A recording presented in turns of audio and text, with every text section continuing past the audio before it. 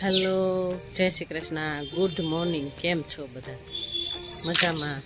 તમે મજામાં હશો, અમે પણ મજામાં છીએ. ચાલો, વ્યસ્ત છીએ, સ્વસ્થ છીએ ને મસ્ત છીએ. તમે પણ વ્યસ્ત હશો, સ્વસ્થ હશો ને મસ્ત હશો. જે વ્યસ્ત હોય એ જ મસ્ત હોય અને સ્વસ્થ હોય. અમે પણ વ્યસ્ત છીએ એટલે મસ્ત છીએ અને સ્વસ્થ પણ છીએ. ચાલો, આજે નવા દિવસની શરૂઆત કરીએ. આજે છઠ્ઠું નોરતું છે. એટલે સવારમાં વહેલા ઉઠીને પૂજા થઈ ગઈ. માતાજીની પૂજા મસ્ત એવી કરી લીધી. અને સવારમાં વહેલા ઉઠીને અમૃતવેળા ઉઠીને જો અમૃતવેળા એટલે બ્રહ્મ મુહૂર્ત, પ્રભુ પિતાની યાદમાં બેસી ગઈ અને ધ્યાન યોગ કરી લીધો અને ઘરની અંદર જ એક્સરસાઇઝ કરી લીધી. થોડી ઘણી શૂટિંગમાં લીધી છે અને પાણી આવ્યું છે એટલે જોઈ લઈએ. પાણી હજી ભરાય છે ટાંકો. અને આજે થોડુંક મોડું થઈ ગયું, લેટ થઈ ગયું. નીચે એટલું થોડું ઘણું સમેટવાનું બધું બાકી હતું કાલનું, એટલે સેજ મોડું થઈ ગયું ઉપર આવવામાં. અને નાસ્તો તો મારે હોય નહીં, ગ્રીન ટી હોય. હું તમને આગળ બતાવતી જોઉં. નાસ્તો હોય નહીં, ડાયરેક્ટલી બધું રૂટિન કામ કરીને જમવાનું બપોરનું હોય છે. અને શું હોય છે આજે એ બતાવશું. અને રોજની જેમ આ અગાસી પણ વાળતા જઈએ નીચે, પછી નીચેથી ઉપર આવવામાં બહુ કંટાળો આવે, એટલે અગાસી પણ થોડીક સ્વસ્થ કરતા જ જઈએ. ચાલો ત્યારે જોઈએ આગળ શું કરીએ છીએ. જય શ્રી કૃષ્ણ.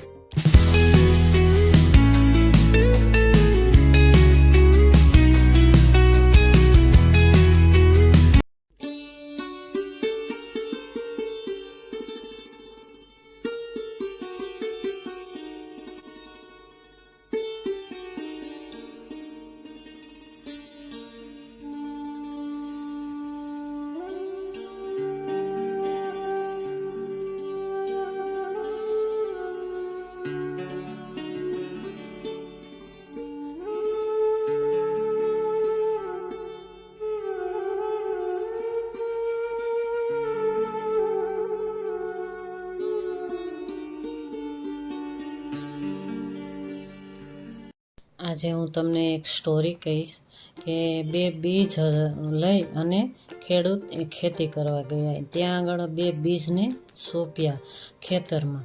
અને ઘણા એવા લોકો સ્ટોરી કહેતા હોય અલગ અલગ. આ મારી સ્ટોરી અલગ જ છે, સાવેય અલગ છે. જો એ બે બીજ છે ને રોપી અને ખેડૂત તો ઘરે આવતા રહ્યા, તો એ બે બીજ જમીનની અંદર જ વાતો કરવા લાગ્યા. ચાલો ત્યારે એમ કહેવા લાગ્યા કે તું બહાર ન નીકળતો. તો ઓલો કે ના, હું તો નીકળીશ જ બહાર.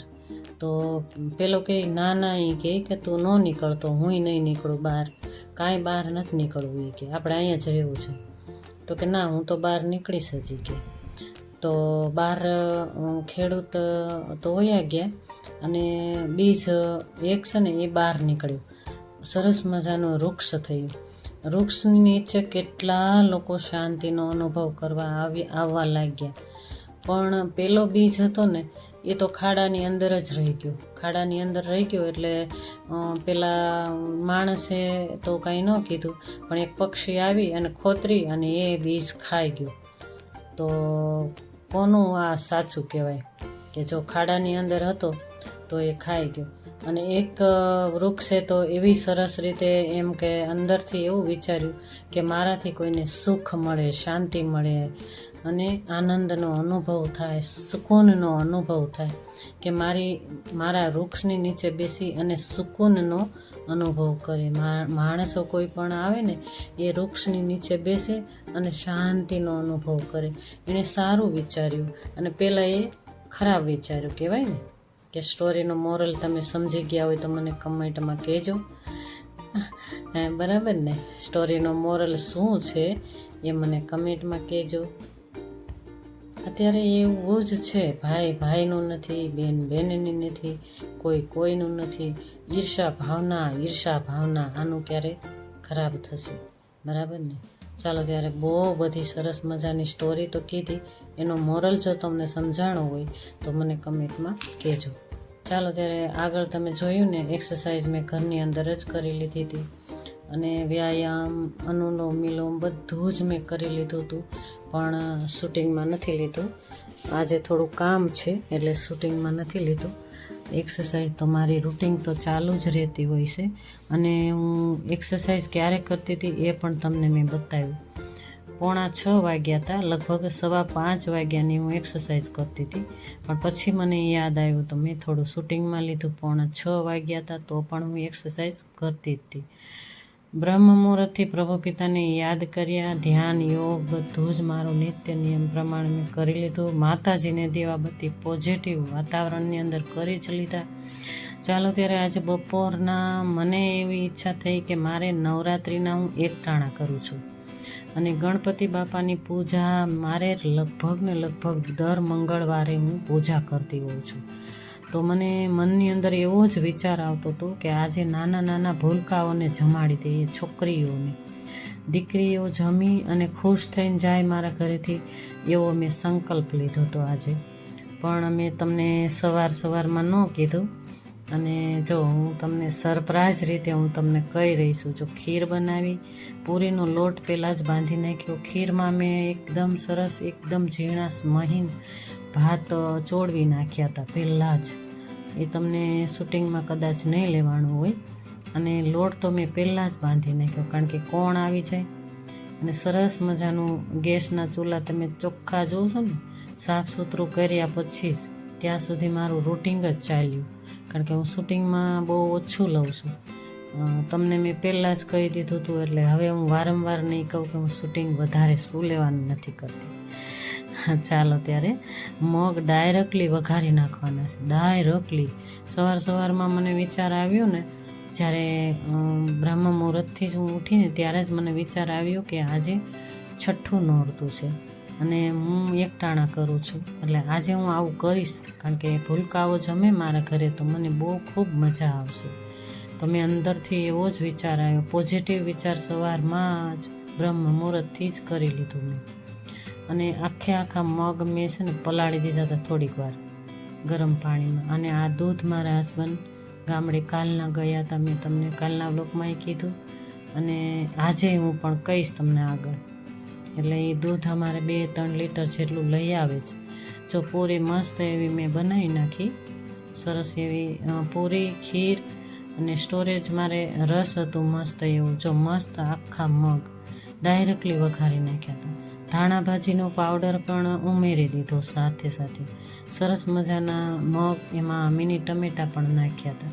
મસ્ત એવી પ્રભુની થાળી, માતાજીની થાળી, અને ગણપતિ બાપાને ભોગ લગાવીને પછી જ એ પ્રસાદ સ્વીકાર કરીએ આપણે. જો માતાજી આગળ મેં પહેલાં ભોગ સ્વીકાર કરાવ્યો તો સવારમાં ફ્રૂટ ન હતો, અને અત્યારે ફૂલ થાળી માતાજીને ભોગ સ્વરૂપે ધરાવી દઈએ. ચાલો માતાજીને મસ્ત એવા દર્શન પણ કરી લ્યો તમે બધા. અને મેં તો ખૂબ મસ્ત એવા માતાજીને વાતો કરીને દર્શન કર્યા છે. ચાલો હવે ભૂલકાઓ અમુક સ્કૂલે હતા, અમુક આવી ગયા હતા.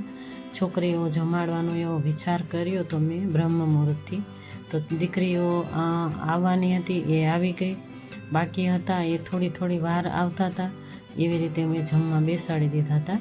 અને 5 દીકરીઓ થઈ ગઈ એટલે મેં જમવા બેસાડી દીધી.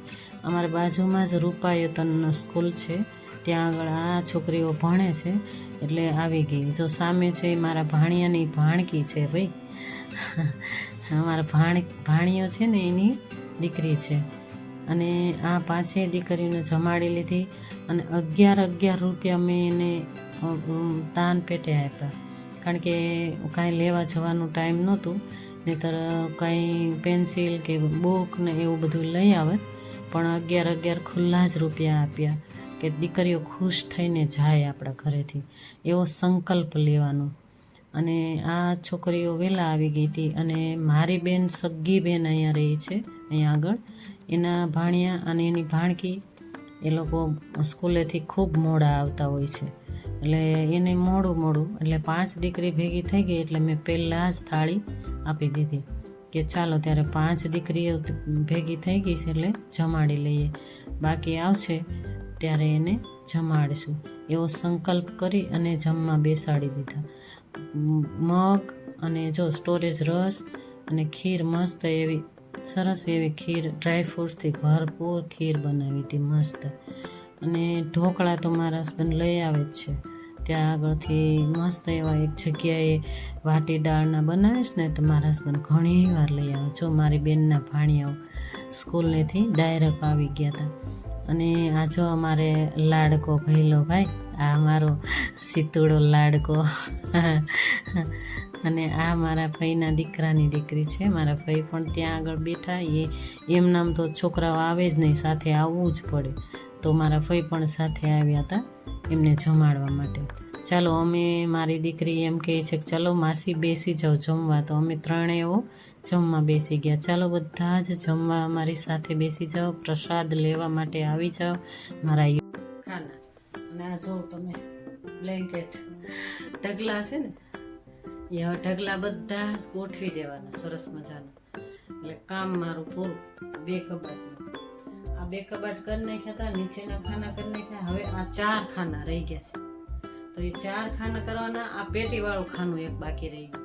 એટલે એક કામ કરું છું ને ત્યારે મારે બધું કામ પૂરું થાય કમ્પ્લીટ.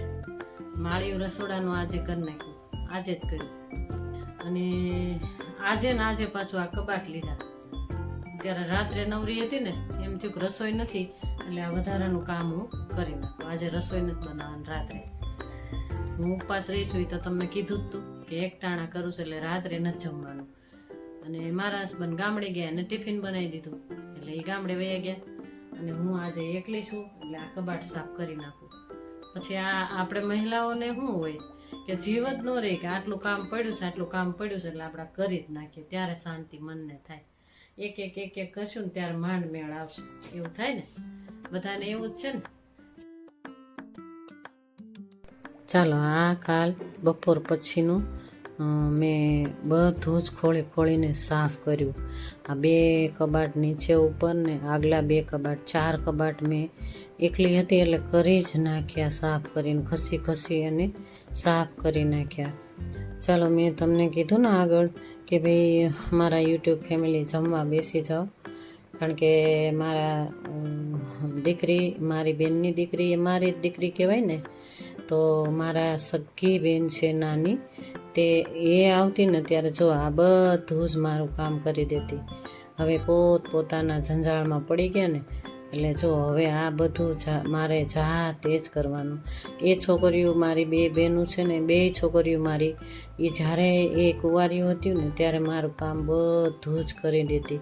ત્યારે મારે એટલો હળવાશ થતી કે ન પૂછો વાત. જો ઘસીને સાફ કરી નાખવાના, કારણ કે એક કરીએ ને ત્યારે જ મારાથી થાય ભાઈ, એક સાથે બધું ન થાય.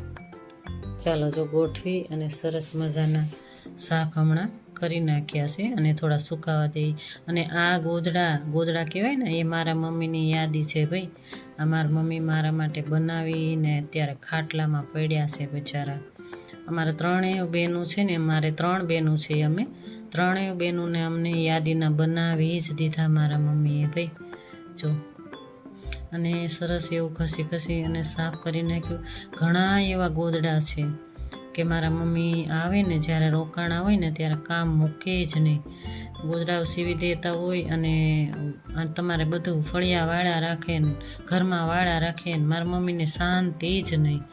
પણ હવે બિચારા ખાટલે પડ્યા છે, તો એટલો ટેન્શન અમને અંદર ઘૂસવાય છે ને. અમે 3 બહેનો અંદર એટલી બધી ટેન્શનમાં છીએ અને ઘૂસવાય છે.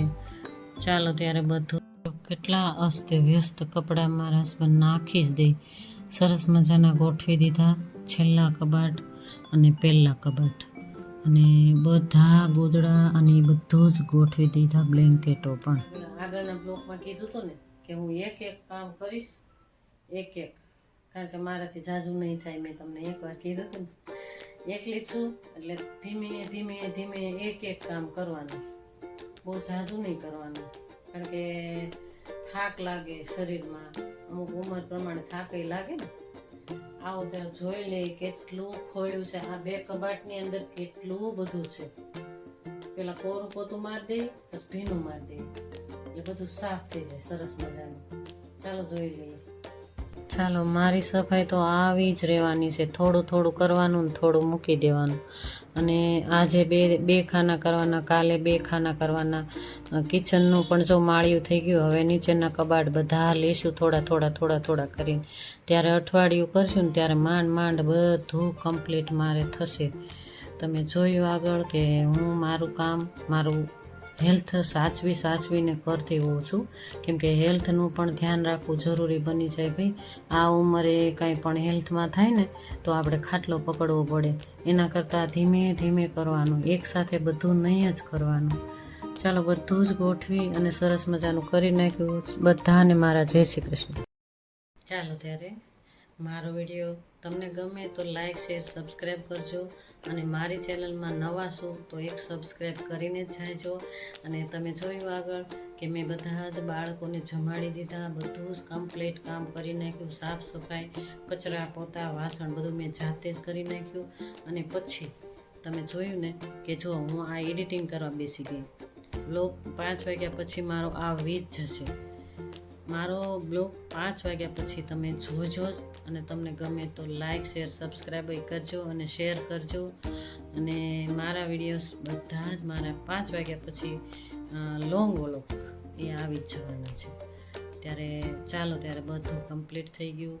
અને એટલી હતાશ શાંતિ થઈ ગઈ કે છોકરીઓ જમી અને એના ઘરે જતી રહી અને હું મારા કામમાં લાગી ગઈ.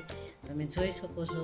કારણ કે આપણે બીજું કામ, ત્રીજું કામ બધું લીધું હોય ને તો આ એડિટિંગનું કામ પણ મારે જ કરવાનું. એટલે એડિટિંગ કરવા બેસી ગઈ. 5 વાગ્યા પહેલાં અપલોડ કરવાનું છે એટલા માટે આ કામ લઈ લીધું. ચાલો, બધાને મારા જય શ્રી કૃષ્ણ.